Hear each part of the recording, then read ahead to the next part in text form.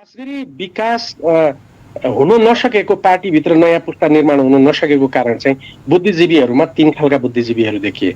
एक खालका बुद्धिजीवीहरू प्राध्यापक भए पनि साल ट्रेडिङको महाप्रबन्धक हुनका लागि मरिहत्ते गर्ने खालका जागिर र गाडीका लागि कुद्ने र त्यसका लागि जसको सरकार आयो त्यसैको व्यक्ति हुने प्रणाली एउटा देखियो।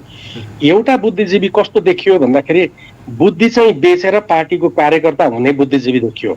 त्यो बुद्धिजीवी हो तर उसले बुद्धिजीवी ठान्दैन आफूलाई, ऊ झोला बोकेर हिँड्छ र सङ्गठनमा गाभिन्छ। अब जस्तो भनौँ न कुनै विभाग गठन भए प्राध्यापक भनेर त्यहाँ संलग्न भएको हुन्छ। एउटा बुद्धिजीवी छ, त्यो बुद्धिजीवी चाहिँ कस्तो भन्दाखेरि विचार त उसको होला तर ऊ न त्यो सङ्गठनमा आबद्ध हुन्छ न साल ट्रेडिङ खोजेर हिँड्छ। अनि ऊ बाहिरपट्टि बसिदियो, त्यसलाई राजनीतिक पार्टीले खोजेन, उसले राजनीतिक पार्टीलाई खोजेन र दुईटैको यहाँ मिस्टेक छ। त्यसकारण यो पछिल्लो बुद्धिजीवीहरूले विचार प्रक्षेपण गरेर 1956मा चिनियाहरूले गरेको जुन सम्मेलन हो त्यही सम्मेलन जसरी राजनीतिक पार्टीहरूले देश तपाईँहरू बनाउनुहोस् भनेर सबैभन्दा तलको पीडित वर्गलाई पहिला उत्थान गर्नुपर्छ भन्ने समाजवादको कुरो त हाम्रो देशमा उनीहरूले ल्याइसकेका थिए नि त। अहिले कम्युनिस्टहरूसँग के विचार छ, अहिले काङ्ग्रेससँग के विचार छ? काङ्ग्रेस र कम्युनिस्ट दुवै मिलेर एमसिसीमा पुगे नि त। भनेपछि यो विचारको क्षयले 30 वर्ष अघिल्लो, किनभने पञ्चायतमा राष्ट्रवाद त थियो र पञ्चायतमा राजनीतिक विचारधारा थिएन। एउटा कुरा मैले सूत्रबद्ध कसरी गरेको छु भने पञ्चायतले विभिन्न देशहरूसँग मागेर औद्योगिकरण गर्यो देशलाई। त्यति बेला बालाजी औद्योगिक केन्द्र बनायो, हेटौँडा बनायो, बुटोल बनायो, छाला जुत्तादेखि लिएर बनायो। त्यो विदेशीहरूले दिएको अनुदान सहयोग र मित्रताको आधारमा उद्योगहरू निर्माण गर्यो तर राजस्व उठेको कुरो पञ्चजतिले भ्रष्टाचार गरेर खाए। ठ्याक्कै पछिल्लो 30 वर्ष हेर्नुहुन्छ भने राजस्वलाई अलिकति केन्द्रित गरे, जस्तो भ्याट लगाए त्यसपछि अरू करहरू उठाए, करको दायरालाई बढाए तर ती पहिला पञ्चायतले बनाएका विदेशीहरूले दिएका उद्योगहरू बेचेर खाए। भनेपछि पछिल्लो चोटि पञ्चायतले बनाएका उद्योगहरू बेचेर भ्रष्टाचार गरे, अघिल्लो चोटि विदेशीहरूले बनाएका उद्योगहरू सञ्चालन गरेर कर खाए। भनेपछि यो 60 वर्ष त गरिब जनताको आर्थिक समृद्धि र राष्ट्रको सुरक्षामा कुनै पनि नेतृत्व र कुनै पनि व्यक्तिले गरेन। किनभने यो दुवैमा पछिल्लो समय विचार स्खलनको बाटोबाट गयो, अघिल्लो समय विचार थिएन। त्यसकारण हामीले निर्माण गर्ने विचार द्वापर युग समाप्त हुनुभन्दा 12 वर्ष अगाडि नेपाल राष्ट्र अस्तित्वमा रहेछ भन्ने कुरा अहिले थाहा पाएँ मैले पनि। कस्तो गर्वको अनुभूति भयो यो कुरा। यो अनुभूति अङ्कुरण गराउनको लागि हाम्रा विश्वविद्यालयहरूले, हाम्रा विद्यालयहरूले, हाम्रा शिक्षक प्राध्यापकहरूको भूमिका उहाँहरूले सही ढङ्गले निभाउन सकिराख्नु भएको छ? होइन, यो अहिलेको पछिल्लो 30 वर्षको सबैभन्दा ठुलो कुरो के भन्दाखेरि यो अहिलेको 30 वर्षको पहिला 5 वर्ष त राम्रा मान्छेहरू विश्वविद्यालयमा गए तर त्योभन्दा पछाडिको खास गरी अहिले पछिल्लो 20 वर्षमा हेर्नुहुन्छ भने अघि मैले विश्लेषण गरेका दुई खालका विज्ञ थिए नि। एउटा हाइपोक्राइट्सहरू, भाटहरू पञ्चायतमा हुँदा पञ्च थिए, त्यस पछाडि जब बहुदल आयो सबै कोही काङ्ग्रेस कोही कम्युनिस्ट बने, यो खालका। र अर्को चाहिँ पार्टीको झोला बोकेर विज्ञ होइन दास बनेकाहरूले शिक्षा क्षेत्र नियन्त्रणमा राखेका छन् र त्यसकारण अहिले यो सम्भव नभएको हो। र हामी जस्ताको पनि ठुलो गल्ती भयो नि। 20 वर्ष अगाडि यो चेतना आइदिएको भएदेखि लडिन्थ्यो होला। अब अहिले लडाइँ सुरु भएको छ। नागरिक सवालबाट नारायण अवस्थीको हार्दिक नमस्कार। नागरिक सवालमा दिनहुँ विविध प्रसङ्गमा मैले कुराकानी गर्दै आइराखेको छु, संवाद गर्दै आइराखेको छु विभिन्न व्यक्तित्वहरूसँग। नागरिक सवाल बिहान 7:30 देखि 8:30 सम्म दिनेश एफएम 93.8 मेगाहर्ज, दिनेश खबरको फेसबुक पेज, लम्कीमा रहेको लम्की एफएम मोबाइल एप्लिकेसन र अनलाइनबाट एकसाथ प्रसारण हुने गर्दछ। प्रत्यक्ष रूपमा गरिने यो संवादमा मैले आज प्राध्यापक, वरिष्ठ अधिवक्ता, अन्तर्राष्ट्रिय कानुनका ज्ञाता, लेखक तथा राजनीतिक विश्लेषक डाक्टर युवराज सङ्ग्रौलासँग कुराकानी गर्दैछौँ। उहाँसँग देशमा राजनीतिक व्यवस्था परिवर्तन भएको 70 वर्षको कालखण्डमा अझै नागरिकहरूमा चरम निराशा हुनु या चरम उत्तेजना मात्रै हुनु र देशले एउटा सही बाटो आत्मसात नगर्न सक्नुका पछाडिका कारणहरू के होलान् र ती कारणहरूलाई निमिट्यान्न पारेर कसरी काम गर्न सकिन्छ भनेर मैले कुराकानी गर्नेछु। मेसेन्जर कलबाट मैले उहाँसँग कुराकानी गर्ने भनेको आरडीजीले सम्भवतः फोन कल लगाउनु भएको छ। म उहाँलाई डाक्टर सङ्ग्रौलालाई मेसेन्जर कलमै जोड्न गइराखेको छु र उहाँसँगको यो संवादलाई यहाँहरूले सुन्नुहुनेछ भन्ने मैले महसुस गरेको छु। म उहाँलाई डाक्टर साहब यहाँलाई नागरिक सवालमा हार्दिक स्वागत छ। नमस्कार। धन्यवाद। नमस्कार डाक्टर साहब, मैले यहाँले बोलेका विभिन्न अन्तर्वार्ताहरू पनि फेरि चाहिँ हिजो सुने र यहाँको फेसबुक पेजलाई भिजिट गरेर त्यहाँभित्र यहाँले विचार व्यक्त गर्नुभएका कुराहरूलाई पनि अध्ययन गर्दाखेरि यहाँको एउटा निष्कर्ष 70 वर्ष यता जे जति परिवर्तन भयो त्योभित्र चरम निराशा या उत्तेजना मात्रै विकास भयो, जे हुनु पर्थ्यो त्यो चाहिँ हुन सकेन भनेर एक किसिमको वितृष्णा चाहिँ पोख्नु भएको छ यहाँले फेसबुकमा।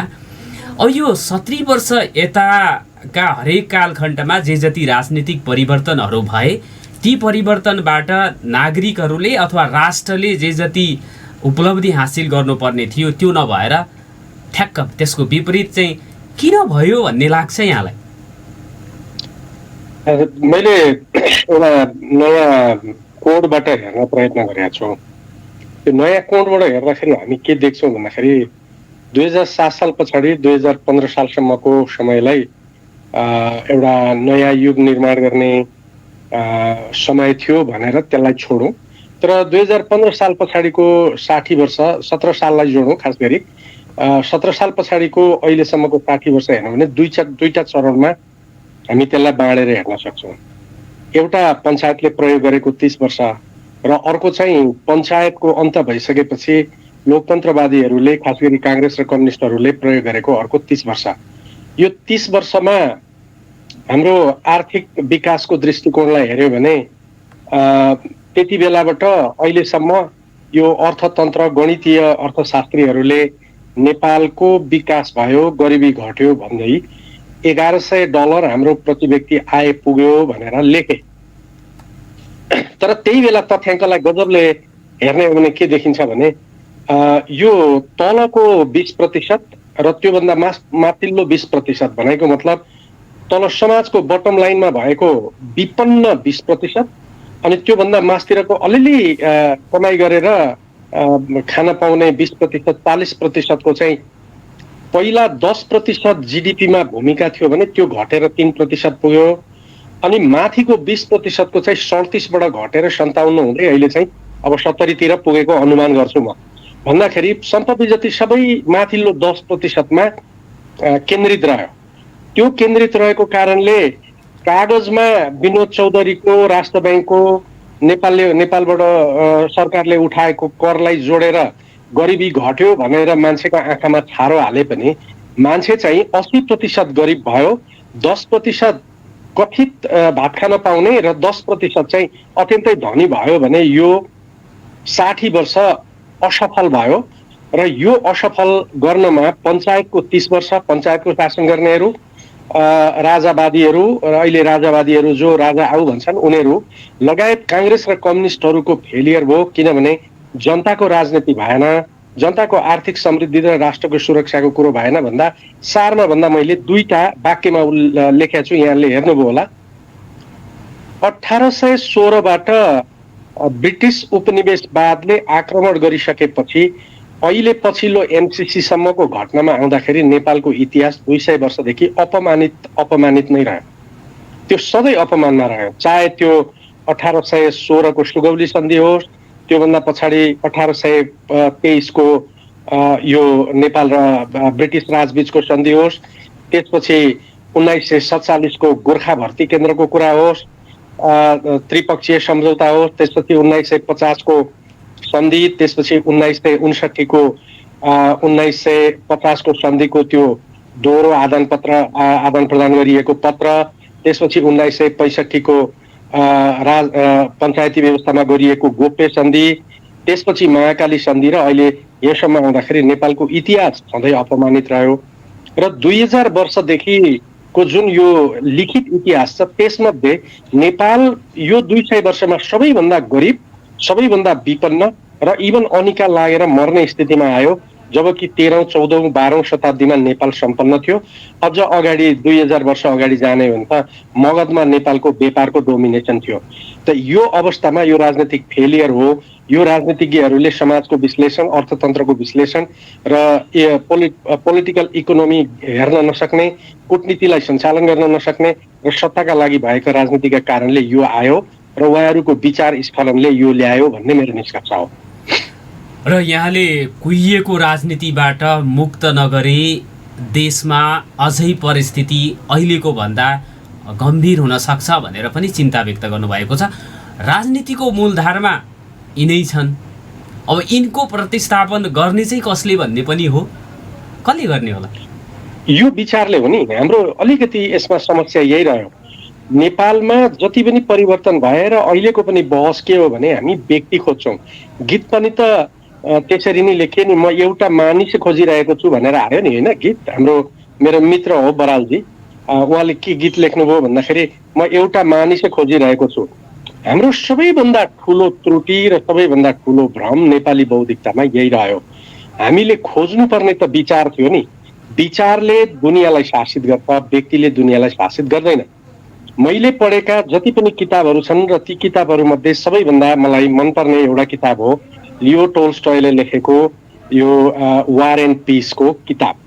त्यसको पछिल्लो उपसंहारमा उहाँ के लेख्नुहुन्छ भने घटनाहरूले इतिहास बनाउँछन् अनि इतिहासले व्यक्ति बनाउँछ, व्यक्तिले इतिहास निर्माण कहिले पनि गर्दैन। एउटा व्यक्ति नेपोलियनको रूपमा जन्मिएको होइन, त्यति बेलाका घटनाले नेपोलियन बनायो। माओ त्से-तुङलाई चिनिया घटनाहरूले माओ त्से-तुङ बनाए, ली कुवान यूलाई सिङ्गापुरका घटनाहरूले बनाए। तर हामीले जहिले पनि व्यक्ति खोज्यौँ, व्यक्ति प्रधान बनाएर गयौँ र देवत्व गर्यौँ व्यक्तिलाई। पृथ्वीनारायण शाहले एक देशको एकीकरण गरे, तर पृथ्वीनारायण शाहसँग त हजारौं सेनाहरू लडेका थिए नि। त्यो पृथ्वीनारायण शाहको एक्लो देन थिएन नि, नेता पो हुने थिए त। तर हामीले पृथ्वीनारायण शाहलाई देवत्व गरिदियौँ। पृथ्वीनारायण शाह नायक थिए, उनको सम्मान हुनुपर्छ, तर उनसँग लड्ने सिपाहीहरूको पनि इतिहास बन्नु पर्थ्यो होला नि। तर तिनको इतिहास कहिले बनेन। अब अहिले आएर पछिल्लो समय कम्युनिस्टहरूको शासनमा पनि त कम्युनिस्ट पार्टीको त नाम कहिले पनि आएन नि, प्रधानमन्त्रीको नाम मात्रै आयो। अब अहिले उहाँहरू फुट्ने स्थितिमा हुनुहुन्छ, प्रचण्डजी हुनुहुन्छ, देउबाजी, काङ्ग्रेसको नाम त आउँदैन नि, देउबाको नाम मात्रै आउँछ नि। त्यसकारण व्यक्ति खोज्ने कुरा होइन, देशले गर्न नसकेको कुरा चाहिँ विचारको क्षय हो। एउटा त भएको विचार सिद्धियो। यहाँलाई बताउँ न, एउटा कुरा बताउँ, जति बेला विश्वेश्वर प्रसाद कोइराला नेपालमा आए र उनी पहिलोचोटि गृहमन्त्री भएर जब दोस्रोचोटि प्रधानमन्त्री भए, प्रधानमन्त्री हुँदा उनले भनेको कुरो के छ भने किसानलाई हेरेर योजना बनाऊ, देशका विज्ञहरूले योजना बनाऊ, विदेशीहरू प्रयोग नगर र देशमा जे फल्छ, जे उत्पादन हुन्छ त्यसलाई प्रवर्धन गर्ने तरिकाले योजना बनाऊ भने। अनि पुष्पलालले के भने भन्दाखेरि हो त्यही नै हो, हामीले यो बहुदलीय व्यवस्थालाई प्रयोग गर्नुपर्छ, तर त्यो बीपीले भनेको जस्तो जुन समाजवाद हो, गरिबलाई हेर्ने कुरामा चाहिँ वर्ग छ है, सबैभन्दा तलको पीडित वर्गलाई पहिला उत्थान गर्नुपर्छ भन्ने समाजवादको कुरो त हाम्रो देशमा उनीहरूले ल्याइसकेका थिए नि त। अहिले कम्युनिस्टहरूसँग के विचार छ, अहिले काङ्ग्रेससँग के विचार छ? काङ्ग्रेस र कम्युनिस्ट दुवै मिलेर एमसिसीमा पुगे नि त। भनेपछि यो विचारको क्षयले 30 वर्ष अघिल्लो, किनभने पञ्चायतमा राष्ट्रवाद त थियो र पञ्चायतमा राजनैतिक विचारधारा थिएन। एउटा कुरा मैले सूत्रबद्ध कसरी गरेको छु भने पञ्चायतले विभिन्न देशहरूसँग मागेर औद्योगिकरण गर्यो देशलाई। त्यति बेला बालाजु औद्योगिक केन्द्र बनायो, हेटौँडा बनायो, बुटोल बनायो, छाला जुत्तादेखि लिएर बनायो। त्यो विदेशीहरूले दिएको अनुदान, सहयोग र मित्रताको आधारमा उद्योगहरू निर्माण गर्यो, तर राजस्व उठेको कुरो पञ्चजतिले भ्रष्टाचार गरेर खाए। ठ्याक्कै पछिल्लो 30 वर्ष हेर्नुहुन्छ भने राजस्वलाई अलिकति केन्द्रित गरे, जस्तो भ्याट लगाए, त्यसपछि अरू करहरू उठाए, करको दायरालाई बढाए, तर ती पहिला पञ्चायतले बनाएका विदेशीहरूले दिएका उद्योगहरू बेचेर खाए। भनेपछि पछिल्लो चोटि पञ्चायतले बनाएका उद्योगहरू बेचेर भ्रष्टाचार गरे, अघिल्लो चोटि विदेशीहरूले बनाएका उद्योगहरू सञ्चालन गरेर कर खायो भनेपछि यो 60 वर्ष त गरिब जनताको आर्थिक समृद्धि र राष्ट्रको सुरक्षामा कुनै पनि नेतृत्व र कुनै पनि व्यक्तिले गरेन। किनभने यो दुवैमा पछिल्लो समय विचार स्खलनको बाटोबाट गयो, अघिल्लो समय विचार थिएन। त्यसकारण हामीले निर्माण गर्ने विचार हो। त्यो विचार भनेको के हो भने, मेरो अघि यहाँले सोध्नु भएको प्रश्नको ठ्याक्कै उत्तर चाहिँ के हो भने, त्यो विचार दुईटा सूत्रमा बन्नुपर्छ। एक, यो 200 वर्षको अपमानित इतिहासलाई कसरी मुक्त गर्ने हो र देशलाई, देशको स्वतन्त्रतालाई इन्डिया गाइडेड इन्डिपेन्डेन्स अथवा विदेशीहरूको हस्तक्षेप, दुईटा कुरा भन्ने गरेको छु मैले। एउटा त नेपालको स्वतन्त्र, नेपाल स्वतन्त्र छ तर नेपालको स्वतन्त्रता इन्डिया गाइडेड छ। यो इन्डिया गाइडेड इन्डिपेन्डेन्सबाट नेपाल मुक्त हुनुपर्छ एक। दोस्रो कुरो, विदेशीहरूको हस्तक्षेप हर क्षेत्रमा छ, त्यसलाई समाप्त गर्नुपर्छ। एउटा कुरा विकासको पहिलो आधार त्यो हो। दोस्रो कुरो के हो भन्दाखेरि, हामीले कृषिलाई आधार गरेर, कृषिको उत्पादनलाई बढाएर कृषिमा आधारित भएको औद्योगिकरण र त्यो कृषिमा आधारित औद्योगिकरणलाई सम्पन्न गरिसकेपछि त्यसबाट कमाएको धन, त्यसलाई व्यापारमा परिणत गरेर कमाएको धनबाट म्यानुफ्याक्चरिङ इन्डस्ट्रीहरूमा जानुपर्छ र सँगसँगै भौतिक विकासलाई साथसाथै जोनिङको कन्सेप्टबाट लानुपर्छ भन्ने कुरा मैले एकदम सठिक साथ उठाएको छु।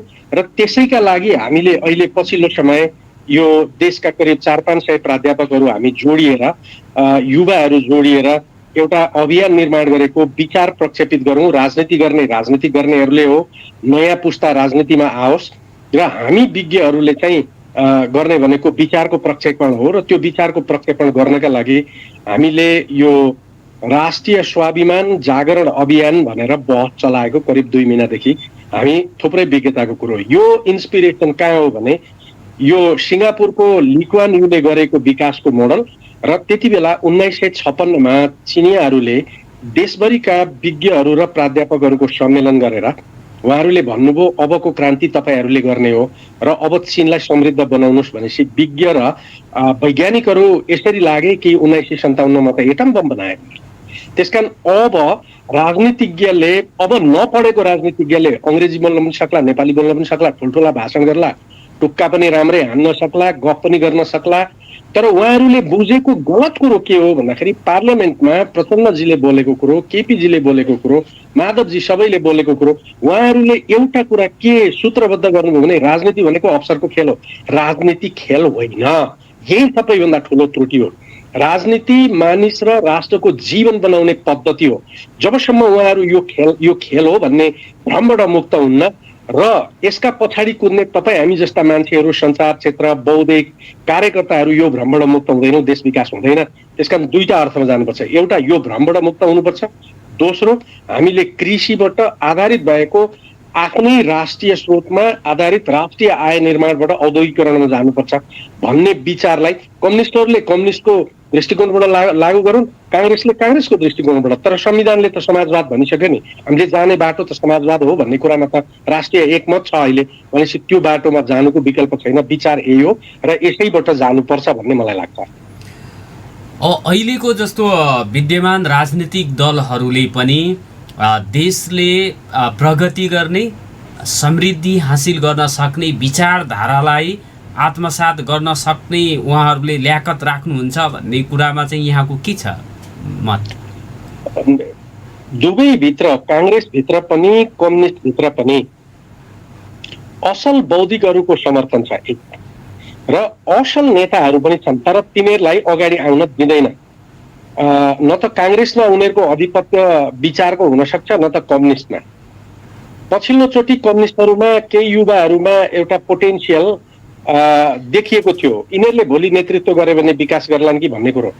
तर त्यो युवाहरूमध्ये अधिकांश जो अहिले पछिल्लो समय देखिनु भएको हो, उहाँहरू मन्त्री पनि हुनुभयो।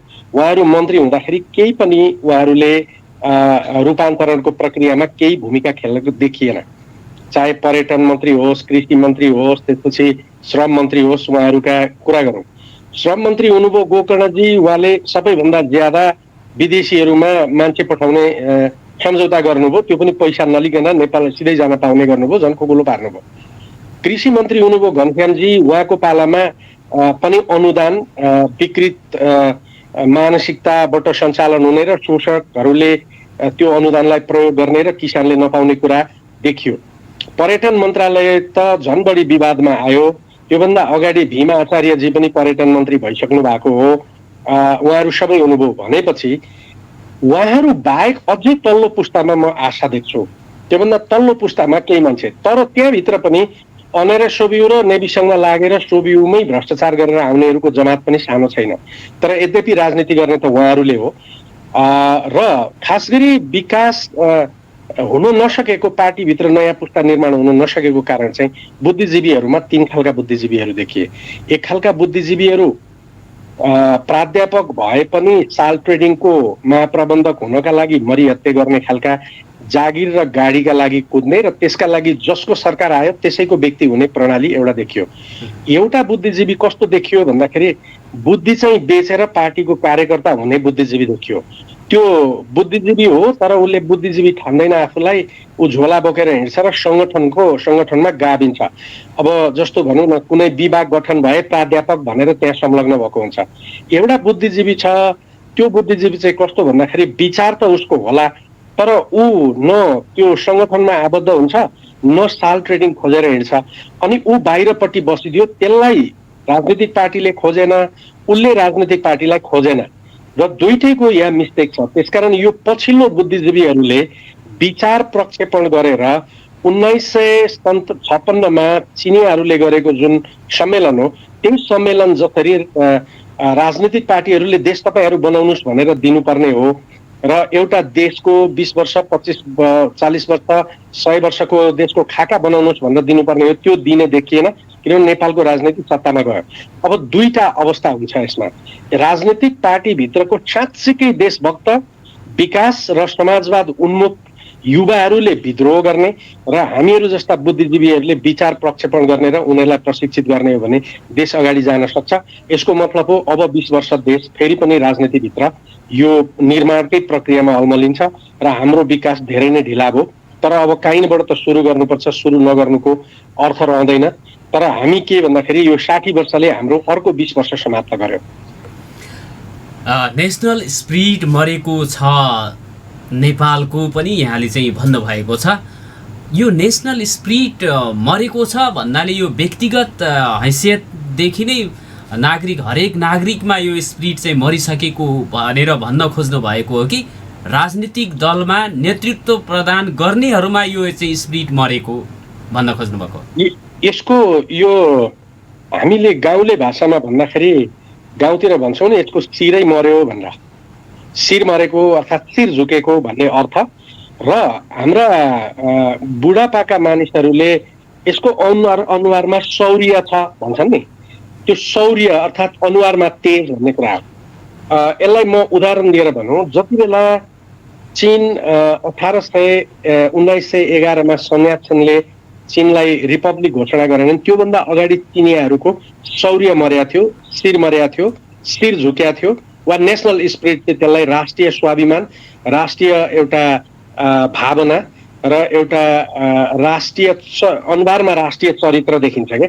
त्यो एकदम दमित थियो त्यो अर्थमा। त्यस्तै अवस्था यो जर्मनीमा हिटलरको समाप्ति दोस्रो युद्ध पछाडि जर्मनहरूमा थियो। त्यस्तै अवस्था जापानिजहरूमा 1945 पछाडि थियो। त्यो हारेको मानसिकता थियो। र यस्तै अवस्था नेपालमा 1816 मा ब्रिटिसहरूले नेपालका दुईवटा प्रान्त, पश्चिमका प्रान्त जितेपछि भएको थियो। अहिले हरेक नागरिकमा त्यो छ। म नेपाली हुँ भनेर भन्दाखेरि छी म कस्तो भएँ, मेरो देश चाहिँ भन्ने खालको। अनि कुनै देशको फुटबल हेर्दाखेरि मेरो देशको मान्छे त फुटबल पनि खेल्न सक्दैन भन्ने, ओलम्पिक हुँदाखेरि मेरो देशको के हालत यस्तो छ भन्ने, अनि बाहिरबाट खाद्यान्न आउँदाखेरि मेरो देशमा चाहिँ जमिन बाँझो छ भन्ने, उद्योगहरू हेर्दा मेरो देशमा उद्योग छैन भन्ने। र यो 3 महिनादेखि त आज बिहान म लेख्न लागेको थिएँ, तपाईँको फोन आएपछि फेरि मैले बिर्सेछु, हिजो तपाईँको फोन आएपछि मैले लेख्न छोडेँ। 3 महिनादेखि त राजनीतिक प्रदूषण छ नि देशमा। बिहान पढाउनका लागि घरबाट उठेर अब पढाउन जान्छु भनेर सूचना हेर्ने बित्तिकै उहाँहरूका गाली गलोज, लफडा, हत्कण्डाहरू देखेपछि मानसिकता मरेर आउँछ, पढाउन मन लाग्दैन हेर्नुहोस्। हो, यसलाई मैले नेसनल स्पिरिट मरेको हो भनेको हो। यो नेसनल स्पिरिट मरेको नेसनल स्पिरिटलाई जगाउनका लागि हामीले राष्ट्रिय स्वाभिमान भने हो। त्यो राष्ट्रिय स्वाभिमान मानिसहरूलाई बहसमा उतार्न सकियो भने हामीले बिगार्या होइन, देश बिग्रिया होइन, राष्ट्रिय स्रोत छ, राष्ट्रिय आय गर्न सकिन्छ भनेर मानिसहरूलाई चाहिँ हामीले एउटा अभियान सुरु गर्यौँ। यहाँको रेडियोबाट जाओस्, हामीले अहिले तत्काल एउटा अभियान चलाइराखेको त्यसभित्रको के हो भने नेपाली उत्पादकहरूले प्रयोग गरेका वस्तु प्रयोग गरौँ, नेपाली तरकारी उत्पादन गर्नेको तरकारी प्रयोग गरौँ भनेर व्यापक हामीले अभियान चलाइरहेछौँ। त्यसले थोरै मान्छेलाई पनि जागरुक गर्न सकोस् भन्नका लागि हो। त्यसकारण यो नेसनल स्पिरिट त्यस अर्थमा एउटा राष्ट्रिय निराशा भनौँ, व्यक्ति पनि त्यसभित्र छ, राजनीति त्यसभित्र छ, सबै छ। र त्यो निराशा भनेको नेपाली जनताको अनुहारलाई उज्जवल बनाउने एउटा प्रयत्न हो। र त्यो उज्जवल छैन अहिले नेपाली नागरिकहरूको एउटा राष्ट्रिय मनोविज्ञान चाहिँ गिरेको छ भन्ने अर्थमा त्यसलाई लिएको हो। यो चाहिँ एउटा राष्ट्रिय रूपमा रूपान्तरण हासिल गर्नको लागि स्वतन्त्र बुद्धिजीवीहरूले प्रवाह गरेको विचारलाई आत्मसात गर्न सक्ने अथवा गर्न चाहने मूलधारका राजनीतिक दल, त्यसका नेताहरू अलिकति चाहिँ त्यो विषयमा त उदार देखिँदैनन् हिजोदेखि नै, आजसम्म त्यो स्थिति छ। भोलिका दिनमा त्यो एउटा स्वतन्त्र तरिकाले राष्ट्रिय स्वाभिमानलाई उच्च गर्न किसिमका विचारहरू आयो भने त्यसलाई अपनत्व ग्रहण गरी सोही अनुरूप राज्य सञ्चालन गर्न सक्ने क्षमतामा हाम्रा राजनीतिक दलहरू पुग्न सक्लान् त? अब पछिल्लो समयमा धेरै मानिसहरू राजनीतिक पार्टीभित्र पढेका मान्छेहरू पनि छन्। एउटा कुरा यो मानौँ, उहाँहरूले भ्रमबाट मुक्त हुनुभयो र आफ्नो नेताको देवत्वकरण गर्न बन्द गर्नुभयो र नेता भनेको एउटा मियो मात्रै हो तर ऊ देवता होइन भन्ने मानसिकता उहाँहरूभित्र जागृत भयो। र हामीले बौद्धिकहरूले अहिले मैले बताइराखेका कुराहरूलाई एउटा अभियानको रूपमा निर्माण गर्न सक्यौँ भने यो सम्भव हुन्छ। म दुईटा कुरा देख्छु, या त राजनैतिक पार्टीभित्र हामीले भनेका कुराहरूले प्रभाव बनाउला र उहाँहरूले बदल्नु होला। यो लडाइँ हो। त्यस अर्थमा मैले के भनेको छु भन्दाखेरि राजनीतिक पार्टीहरूले राजनीतिलाई अवसरको खेल हो भन्ने विचार र हामीले उठाएको राजनीतिक समृद्धि र राष्ट्रिय सुरक्षाको पद्धति हो भन्ने दुईटा दृष्टिकोण त अब देखिए नै। बौद्धिकहरूले भने राजनीति भनेको राष्ट्रको सुरक्षा र नागरिकको समृद्धिको पद्धति हो, हामीले भन्यौँ। उहाँहरू अहिले पनि भाषण गर्दा भन्दै हुनुहुन्छ राजनीति भनेको अवसरको खेल हो। अब यो दुईटा वादभित्रको लडाइँ त सुरु भयो नि। त्यो लडाइँको सुरुवात नै तपाईँले मलाई अन्तर्वार्ता गर्दै हुनुहुन्छ नि, यो त प्रक्षेपित भयो नि। यो लडाइँ आवश्यक छ। यो लडाइँमा यदि तपाईँ हामी जस्ता हजारौँ मानिसहरूले उहाँहरूलाई यो अवसरको खेल होइन, यो पद्धति हो विकास समृद्धि र राष्ट्रिय सुरक्षाको भन्ने कुरालाई अगाडि लान सक्यौँ भने त्यहाँभित्रको जो देशप्रति चिन्तन, मैले अघि भने तीनवटा गुण भएको युवा जो राजनीतिमा छ, एक उसले देशभक्तिलाई पेट्रियोटिजमलाई बोक्छ, दोस्रो कुरो उसले राजनीतिको लक्ष्य भनेको विकास हो भन्ने कुरालाई बोक्छ र त्यो विकास समतामूलक हुन्छ र हाम्रो जस्तो देशमा, हाम्रो जस्तो एउटा जियो पोलिटिकल भएको देश र हाम्रो जस्तो पछाडि परेको देशको गन्तव्य भनेको समाजवाद नै हो भन्ने कुरालाई मान्छ भने यो तीन तत्त्व वा तीन विचार मान्ने युवालाई हाम्रो जुन प्रहार हो राजनीति अवसरको खेल हो भन्ने दृष्टिकोणमाथिको त्यो प्रहारले उसलाई मद्दत गर्छ र उसले त्यहाँभित्र आफूलाई स्थापित गर्न सक्छ र उसले स्थापित गर्यो भने 10 वर्षमा ऊ पोलिसी मेकिङमा पुग्न सक्यो भने देशलाई उसले लिएर जान्छ। तर त्यो भित्र 10 वर्षमा उसले आफूलाई स्थापित गर्न सकेन भने अब नयाँ राजनीति अहिलेका राजनीतिक पार्टी भन्दा बाहिरपट्टिबाट बन्नुपर्ने हुन्छ। तर त्यो पनि फेरि के भन्दाखेरि हाम्रो धर्मनिरपेक्षताको बहस गराउने डाक्टर मिश्र जस्ता निक्लियो भने त बिग्रिने भयो।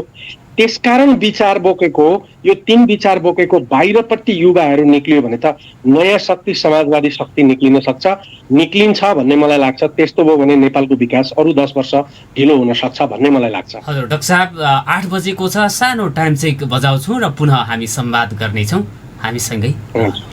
ठिक छ।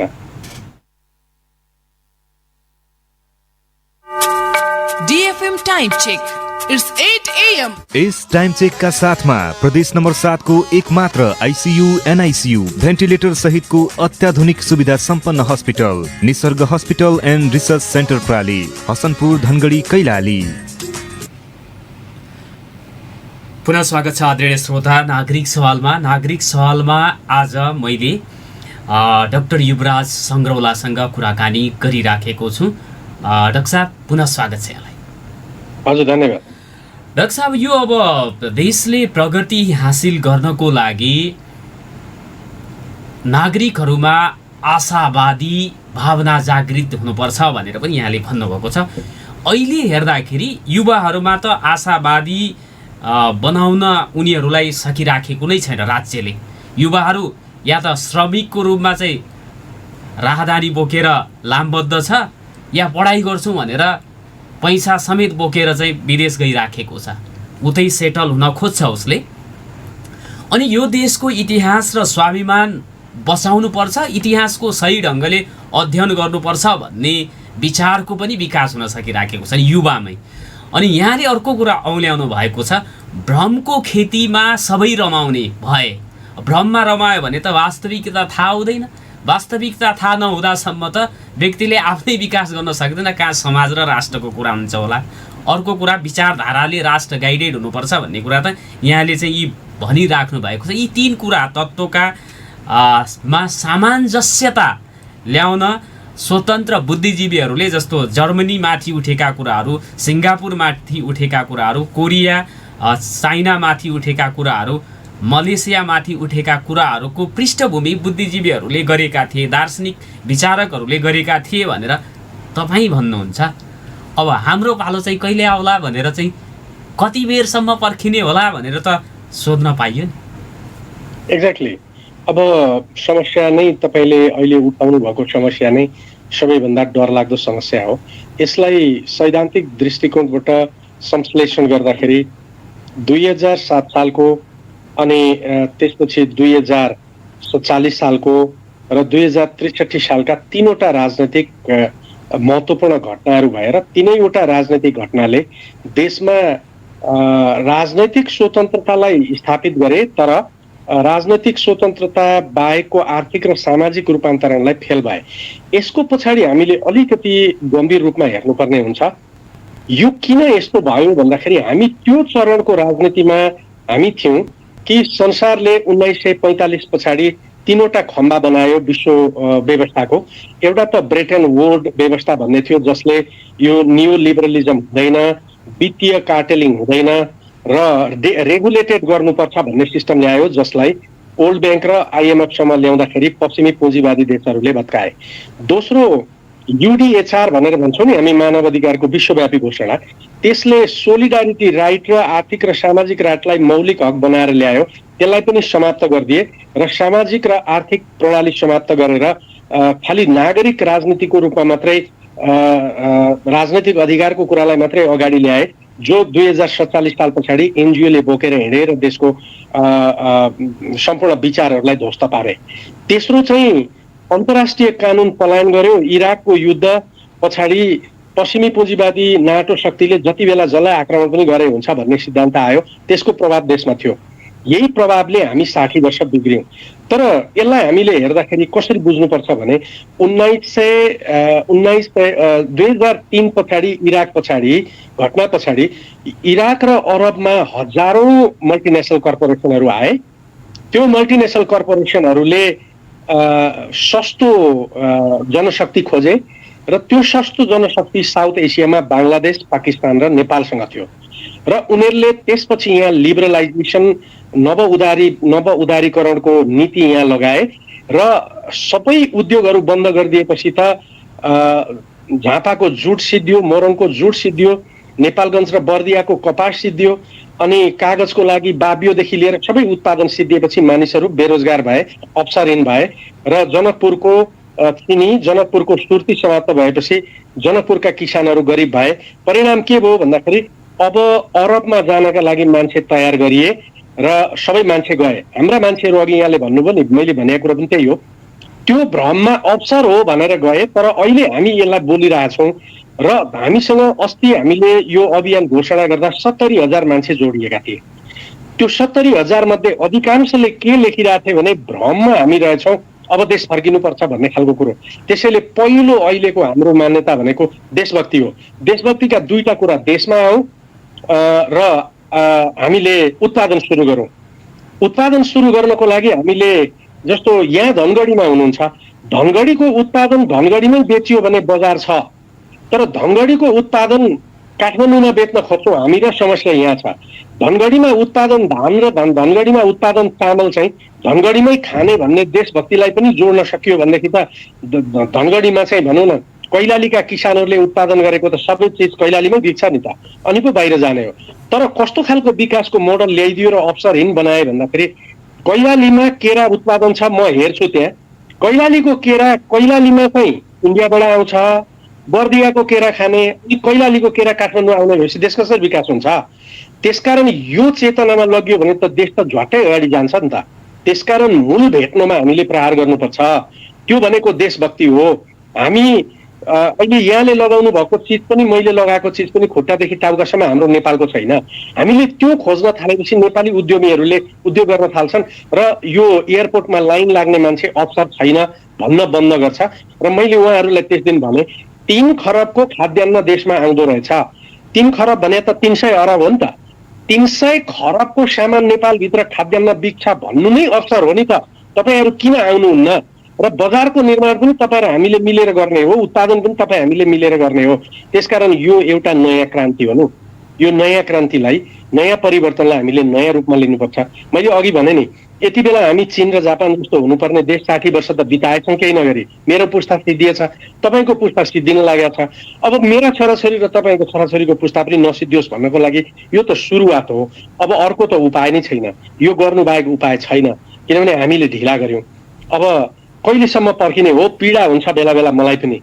त्यसो गर्दा अमेरिकामा गएर बसौँ त भन्ने त मलाई पनि लाग्छ, तर अमेरिकामा गएर म दोस्रो दर्जाको मान्छे किन हुन चाहन्छु? मैले भनेको छु, मैले हेरेको पछिल्लो इतिहास, अस्ति मेरो इतिहासको बारेमा एउटा स्ट्याटस तपाईँले हेर्नुभयो होला, एकजना मित्र मोहन खनालसँग कुरा गरेको कुरा मैले लेखेको थिएँ। यो इतिहासको अध्ययन गर्दाखेरि मैले एउटा किताब भेटाएँ। त्यहाँ के लेखेको रहेछ भने नेपाल राज्यको रूपमा पहिलोचोटि द्वापर युग सकिन 12 वर्ष अगाडि गठन भएको रहेछ।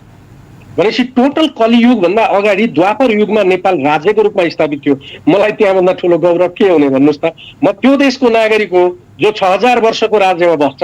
अमेरिका त हिजो मेरो पाटनको दरबार बन्दा त बनिया थिएन नि त। म त्यसकारण उहाँहरूलाई जसरी त्यति बेला चावेनलाईले आह्वान गरेको थियो चीनमा, ली कुवान यूले सिङ्गापुरमा गरे, दुईजनाले एउटै अर्थको आह्वान गरे। उनीहरूले के भने संसारभरिबाट जो तपाईँहरू विदेशमा हुनुहुन्छ प्लिज फर्केर आउनुहोस्, देश बनाउन थाल्नुहोस्। हजारौं वैज्ञानिक र बौद्धिकहरू फर्केर आए। तपाईँहरू अहिले पनि यही भन्छु, म जहिले पनि यही भन्दैछु, यदि विदेश गएका गतिला डाक्टर, गतिला इन्जिनियर, गतिला पत्रकार, गतिला मनोवैज्ञानिक, अर्थशास्त्री र भौगोलिक अध्ययन गर्ने सबै साथीहरू, प्राविधिकीहरू फर्केर देशमा आउनु भने यो देश विकास गर्न कति समय लाग्छ भन्नुहोस् त? 5 वर्षमा देश विकास गर्न सकिन्छ। म उहाँहरूलाई आज पनि आह्वान गर्छु, आउनुहोस्, अलिकति 2-4 वर्ष पीडा भोगौँ र देश बनाऊ र त्यसपछि नेसनल स्पिरिटलाई हाई गरौँ, ताकि नेपालीहरू विदेशमा जाँदा यो नेपालको मान्छे हो र ओलम्पिकमा हाम्रा पनि स्वर्ण पदक आउँदाखेरि हाम्रा नागरिकहरू टेबल ठटाएर बस्छन् र मेरो देशले जित्यो भनौँ।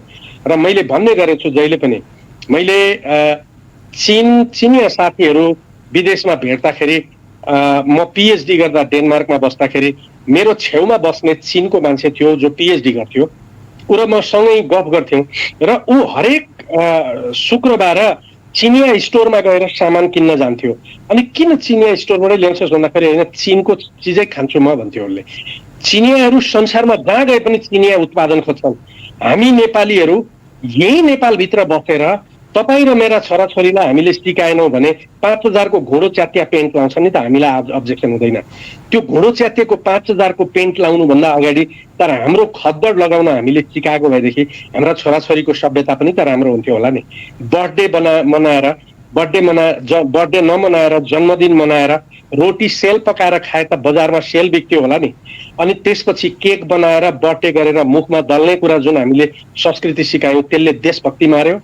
विकृत संस्कृतिले देशभक्ति मार्यो, देशभक्तिले हाम्रो उत्पादकत्व क्षय गर्यो, हाम्रो उत्पादकत्व क्षय भएपछि उत्पादन भएन, उत्पादन नभएपछि राजनीति सत्ताको लागि खेल बन्यो, अवसरको खेल बन्यो। त्यो अवसरको खेलले हामीहरूलाई प्रदूषित बनायो र हामी भ्रममा बाँच्यौँ र हामी पोखरीभित्रका भ्यागुता बन्न बाध्य भयौँ र ती भ्यागुताको संसार नभएको स्थिति अहिले देखिन्छ। तल फेदबाट बदल्नुपर्छ, मलाई यो लाग्छ। डाक्टर साहब, अन्तमा सोधे जस्तो यी कुरा सबै कुराहरू प्रति आत्मा गौरवको अनुभूति गर्न इतिहासको सही ढङ्गले व्याख्या हुनुपर्ने, अध्ययन हुनुपर्ने, विश्लेषण हुनुपर्ने पनि जरुरी रहेछ नि। द्वापर युग समाप्त हुनुभन्दा 12 वर्ष अगाडि नेपाल राष्ट्र अस्तित्वमा रहेछ भन्ने कुरा अहिले थाहा पाएँ मैले पनि। कस्तो गर्वको अनुभूति भयो। यो कुरा, यो अनुभूति अङ्कुरण गराउनको लागि हाम्रा विश्वविद्यालयहरूले, हाम्रा विद्यालयहरूले, हाम्रा शिक्षक प्राध्यापकहरूको भूमिका उहाँहरूले सही ढङ्गले निभाउन सकिराख्नु भएको छ? होइन, यो अहिलेको पछिल्लो 30 वर्षको सबैभन्दा ठुलो कुरो के भन्दाखेरि यो अहिलेको 30 वर्षको पहिला 5 वर्ष त राम्रा मान्छेहरू विश्वविद्यालयमा गए, तर त्योभन्दा पछाडिको खास गरी अहिले पछिल्लो 20 वर्षमा हेर्नुहुन्छ भने अघि मैले विश्लेषण गरेका दुई खालका विज्ञ थिए नि। एउटा हाइपोक्राइट्सहरू, भाटहरू पञ्चायतमा हुँदा पञ्च थिए, त्यस पछाडि जब बहुदल आयो सबै कोही काङ्ग्रेस कोही कम्युनिस्ट बने, यो खालका। र अर्को चाहिँ पार्टीको झोला बोकेर विज्ञ होइन दास बनेकाहरूले शिक्षा क्षेत्र नियन्त्रणमा राखेका छन् र त्यसकारण अहिले यो सम्भव नभएको हो। र हामी जस्ताको पनि ठुलो गल्ती भयो नि। 20 वर्ष अगाडि यो चेतना आइदिएको भएदेखि लडिन्थ्यो होला। अब अहिले लडाइँ सुरु भएको छ। त्यसकारण हामीले के भन्दाखेरि अघि नै मैले भने हामीले ढिलो गऱ्यौँ, तर यो ढिलो भए पनि काहीँ न काहीँ त सुरुवात त हुनु पर्यो नि त। हामीले सुरुवात त गर्नु पर्यो। त्यसकारण म सबै साथीहरूलाई आह्वान गर्छु कि तपाईँ हामी निराश नबनौँ। तपाईँ हामी देश रह्यो भने हामी रहने हो र यो यति महान देशमा बस्नु गौरवको कुरो हो। फर्केर आउँ, देश बनाऊ र राजनीतिक पार्टीहरूलाई डन्डाले, बलले, जुलुसले होइन, विचारले चुनौती निर्माण गरौँ ताकि तपाईँ हामीहरू जस्ता मान्छेहरू देश निर्माण गर्दा उनीहरूले अवरोध गर्न नसकुन्। यसमा जोडिने कुराको लागि सम्पूर्ण साथीहरूलाई आह्वान गर्छु। भन्छु तपाईँकै रेडियो मार्फत कि यो हामीले चलाएको अभियानमा साथीहरू जोडिनुहोस्। यो सङ्गठन होइन, अभियान हो। आफ्ना जिल्लामा हामीले भनेका कुराहरूको समूह बनाइदिनुहोस् र छलफलमा उत्रिनुहोस्। नेपाली उत्पादकहरूको उत्पादन प्रयोग गर्नुहोस् र आफ्नो ठाउँमा आफ्नो बजार निर्माण गर्नुहोस्। म यो आह्वान गर्छु। यो प्रक्रियाले हामीलाई अगाडि लान्छ। पुनर्जागरण सम्भव छ। म अब आफै मरिन भने 20 वर्षमा यो देशको मुहार फेरिएको मरेरै हेर्छु। अर्थात् मार्दिएनन् भने अरूले उठाएर लिएर जान्छन्। तर म विदेश पनि जान्न। म अहिले पनि 60 वर्षको मान्छे हुँ, महाधिवक्ता पनि बने, प्राध्यापक हुँ, तर म खन्छु, बारी खन्छु, आफ्नो खेती गर्छु र काभ्रेमा हामीले खेती लगाउने गर्छु। मेरो जमिन छ त्यहाँ थोरै। म तरकारी ल्याउँछु, फलफुल ल्याएर खान्छु र मैले स्वास्थ्य पनि ठिक राखेको छु। त्यसकारण हामीले यो अभियानलाई लानुपर्छ। हामीले आत्तिनुहुन्न। देश बनाउने बौद्धिकहरूले हो। संसार कहिले पनि राजाले, नेताले बनाएनन्। उनीहरूले त नायकत्व मात्रै गरे, देश त जनताले बनाए। तर देशभक्ति बिनाको जनताले कहिले पनि देश बनाउन सक्दैन। त्यसैले पहिलो आधार भने देशभक्ति हो। चाहे कम्युनिस्ट हुनुहोस्, देशभक्त बन्नुहोस्, चाहे काङ्ग्रेस बन्नुहोस्, देशभक्त बन्नुहोस्, रविन्द्र मिश्रकै पार्टी बन्नुहोस्, देशभक्त बन्नुहोस्। बाँकी विचारमा त स्वतन्त्रता हो। म कसैका विचारलाई विरोध गर्दिनँ। मेरो पनि एउटा विचार हुन सक्छ, तर देशभक्त बेगर विचार हुँदैन। पहिला देशभक्त बन्नुहोस् र दोस्रो कुरो आफ्ना नेताको आलोचना गर्न सिक्नुहोस्, झोला नबोक्नुहोस्, भ्रमभित्रबाट मुक्त हुनुहोस् र विचारको राजनीति गर्नुहोस्, सङ्गठनमा सक्रिय हुनुहोस्। डाक्टर साहब, धेरै धेरै धन्यवाद छ। आदरणीय श्रोता, आजको नागरिक सवालमा मैले प्राध्यापक, वरिष्ठ अधिवक्ता, अन्तर्राष्ट्रिय कानुनका ज्ञाता, लेखक तथा विश्लेषक डाक्टर युवराज सङ्ग्रौलासँग कुराकानी गरेको थिएँ।